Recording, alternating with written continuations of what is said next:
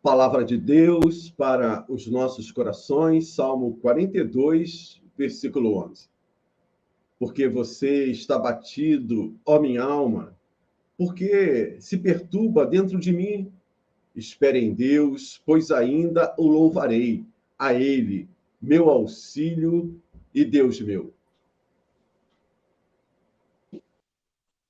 Aí está o texto lindo que nos já por si só convida a descansarmos naquele que tem todo o poder. Eu gosto de usar essa expressão, todo o poder, porque às vezes a gente fica achando que Deus é um deusinho, mas o nosso Deus tem todo o poder. Ele criou esse universo que tem 6 trilhões, que corresponde aí a aos anos-luzes que se calcula, que a ciência diz hoje, né? É um Deus que deixou tudo perfeito. Olha, nós somos uma máquina perfeita, se podemos dizer que somos uma máquina, que seria uma afronta a Deus, porque Deus nos fez de forma tão amorosa, né? E nós somos perfeitos, fomos planejados. Creia nisso, nós somos planejados, não predestinados, mas planejados. Então, Deus, quando olhou, viu no final, ele diz que foi tudo muito bom. Então, veja, Deus já olha para você dizendo que você é muito bom, que você é muito boa. Isso já nos deixa confortados, desafiados a prosseguirmos a nossa jornada. E eu quero propor para você hoje um tema de que é olhando para Jesus, focados em Jesus, corramos. E vamos ler então o que diz o texto sagrado aqui em Hebreus 12, diz o seguinte: portanto, nós também, pois que estamos rodeados de uma tão grande nuvem de testemunhas, deixemos todo o embaraço e o pecado que tão de perto nos rodeia e corramos com paciência a carreira que nos está proposta, olhando para Jesus, autor e consumador da fé, o qual, pelo gozo que lhe estava proposto, suportou, guarde isso, suportou a cruz, desprezando a afronta, que era a cruz, e assentou-se à destra do trono de Deus, à direita do trono de Deus, o braço direito de Deus. Considerai, pois, aquele que suportou tais contradições dos pecadores contra si mesmo, para que não enfraqueçais, desfalecendo em vossos ânimos.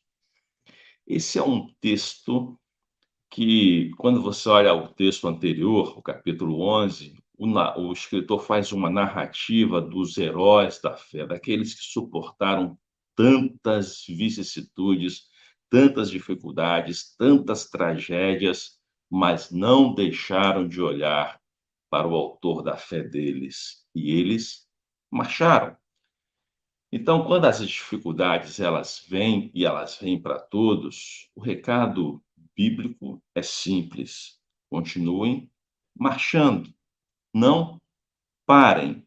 E nesse sentido, a gente precisa entender que esse autor de Hebreus, aliás, quem você acha que escreveu o livro de Hebreus? Existe uma tradição no nosso meio que se aproxima muito de Paulo, mas nós não temos a convicção plena que foi Paulo, certo? Mas o texto nos traz, dentro desse contexto da corrida, muita coisa de Paulo. Paulo é um doutor da lei, né? Então, ele faz menção da questão da corrida, por exemplo, de não parar jamais, de se exercitar, de olhar para o alvo, de buscar a reta final, a faixa de cruzamento da chegada. Nós encontramos também Filipenses 1:30, Colossenses 2:1, 1 Tessalonicenses 2:2, 1 Timóteo 6:12, 2 Timóteo 4:7 e também Atos. Paulo sempre falando sobre a corrida proposta, o desafio, a maratona. Então eu fico pensando que Paulo tinha uma cultura já própria de que Nós não fomos feitos para ficarmos parados. Nós somos feitos para o exercício, para a atividade, para a corrida, para uma andada mais forte, aqueles que não podem correr, ou para uma andada normal, para aqueles que não podem mais andar ligeiramente. Mas nós somos feitos para seguir adiante, para trilhar. E por que o autor nos desafia isso? Porque vivia a cristandade naquela época, tempo difícil, tempo também polarizado, se esquecendo dos valores mais básicos da vida cristã, os valores mais caros da vida cristã, que é a comunhão, que é o amor, a fraternidade. Quando isso tudo começa a ser colocado em segundo plano, a igreja começa a perder a sua essência, o seu valor, a sua dignidade, porque ela foi fundada justamente para que ela seja um lugar de fraternidade, de louvor a Deus, de aprendizado, de crescimento e de compartilhamento das boas novas do Evangelho. Então, quando nós nos olhamos e nos percebemos num tempo em que parece que outras teses começam a surgir para nos turvar a mente, precisamos, de novo, seguir o exemplo e o escrito, né, e o ensino do autor aos Hebreus, e devemos voltar a olhar para aquele que é o autor e o finalizador da nossa fé. Por que finalizador? Porque Paulo mesmo vai dizer depois, olha eu aqui já me pecando, dizendo que Paulo é o autor também de Hebreus, porque Paulo vai dizer que Jesus Cristo é o autor e consumador da nossa fé, também nesse aspecto, né? Por quê? Porque um dia, como Paulo mesmo diz, ele diz o seguinte: hoje tem três coisas, que é o tripé que sustenta a nossa fé cristã, o movimento cristão que Jesus fundou. A fé, a esperança e o amor. E desses três, o amor é o maior. Por quê? Porque um dia vai acabar a fé, porque Jesus volta, restaura-nos e nos leva para Ele, e a esperança também se vai junto, e fica só o amor. Então, por isso que ele diz que é o finalizador, o consumador da nossa fé, porque ele mesmo sendo o início, ele mesmo será o fim, quando junto dele estivermos. Então, devemos pensar que olhar para esse Jesus Cristo nos blinda das tentações, nos blinda de entrarmos em contradições, em controvérsias, nos blinda em entrarmos em partidarismos, porque o nosso partido é um só. O nosso partido chama-se Jesus Cristo. Nenhuma outra coisa, nenhuma outra vertente pode nos dividir, deve nos dividir. E se tentarem nos dividir, devemos lutar firmemente a partir sempre dos valores do reino desse Jesus Cristo que nos ama. Então, olhando para ele, que é o autor da nossa fé e que vai finalizar essa fé em nós, nós podemos vencer, nós devemos vencer. Agora queremos, desejamos, e se queremos e desejamos, quais os frutos que temos demonstrado desse querer e quais os frutos que temos demonstrado desse fazer acontecer real e concreto.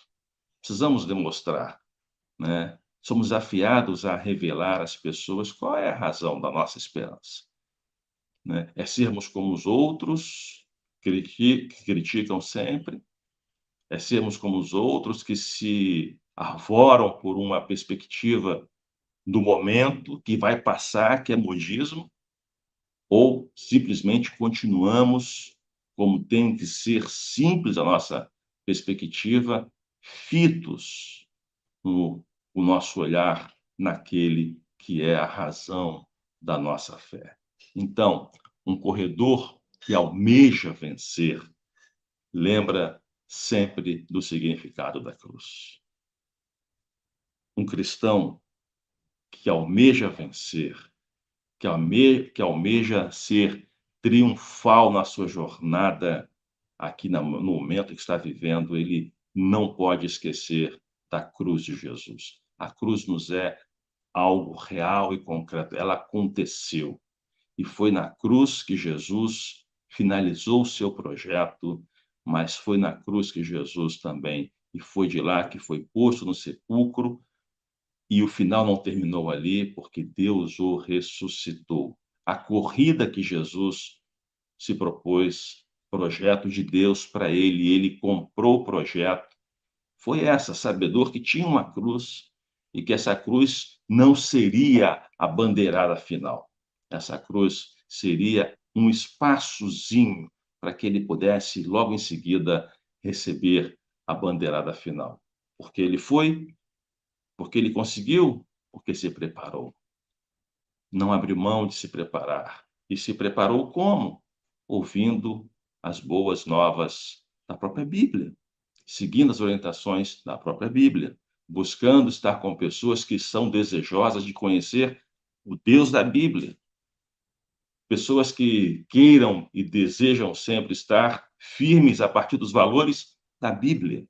Então, a cruz precisa nos trazer à memória de que o projeto de Jesus que nos inclui, nós precisamos ter nela também o nosso projeto e não nos desviarmos para seguirmos outras doutrinas, outros caminhos.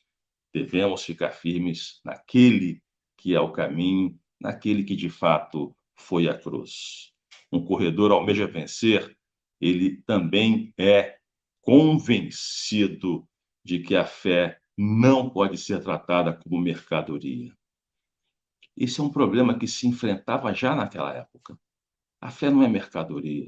A fé não é um lugar que você escolhe como se fosse um hipermercado. A nossa fé em Jesus Cristo tem que ser algo genuíno e é genuíno. Por isso me surpreende ainda que hoje, século XXI, há cristãos que eles particularizam as suas vidas, particularizam a sua presença em igrejas de acordo com o que acham que é importante para aquele momento. Quero uma boa escola bíblica dominical, é na igreja tal. Quero um bom louvor, é na igreja tal. Quero uma boa mensagem de púlpito, é na igreja tal. Quero um bom serviço comunitário, é na igreja tal. O nosso projeto é construir isso tudo no mesmo local, mas se a gente não estiver junto, fazendo, sendo instrumento de Deus, não vamos conseguir. Não precisamos tratar a fé, nosso trabalho, como se vai a um hipermercado, por exemplo. Pego esse aqui, pego aquilo outro. Não, precisamos tratar a igreja como algo que foi construído por Deus, construído por Jesus, para ser um espaço de aprimoramento, de louvor, aprimoramento dos cristãos, de louvor a Deus, de crescimento dos cristãos e de serviço à comunidade, de serviço ao próximo. Aí teremos a visão de que, quando olhamos para o autor e consumador da nossa fé, essas coisas se realizam. Um corredor vitorioso opera com o próximo.